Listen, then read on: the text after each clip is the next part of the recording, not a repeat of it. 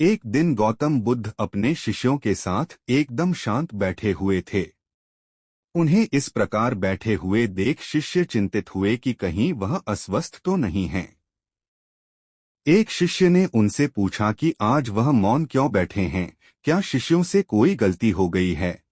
इसी बीच एक अन्य शिष्य ने पूछा कि क्या वह अस्वस्थ हैं, पर बुद्ध मौन रहे। तभी कुछ दूर खड़ा व्यक्ति जोर से चिल्लाया, आज मुझे सभा में बैठने की अनुमति क्यों नहीं दी गई है। बुद्ध आंखें बंद करके ध्यान मग्न हो गए। वह व्यक्ति फिर से चिल्लाया, मुझे प्रवेश की अनुमति क्यों नहीं मिली। इसी बीच एक उदार शिष्य ने उसका पक्ष लेते हुए कहा कि उसे सभा में आने की अनुमति प्रदान की जाए। बुद्ध ने आंखें खोलीं और बोले, नहीं, वह अछूत है, उसे आज्ञा नहीं दी जा सकती। यह सुनकर शिष्यों को बड़ा आश्चर्य हुआ। बुद्ध उनके मन का भाव समझ गए और बोले, हाँ, वह अछूत है। इस पर कई शिष्य बोले, हमारे आश्रम में जात पात का कोई भेद ही नहीं, फिर वह अछूत कैसे हो गया। तब बुद्ध ने समझाया, आज वह क्रोधित होकर आया है। क्रोध से जीवन की एकाग्रता भंग होती है। क्रोधी व्यक्ति प्राय मानसिक हिंसा कर बैठता है।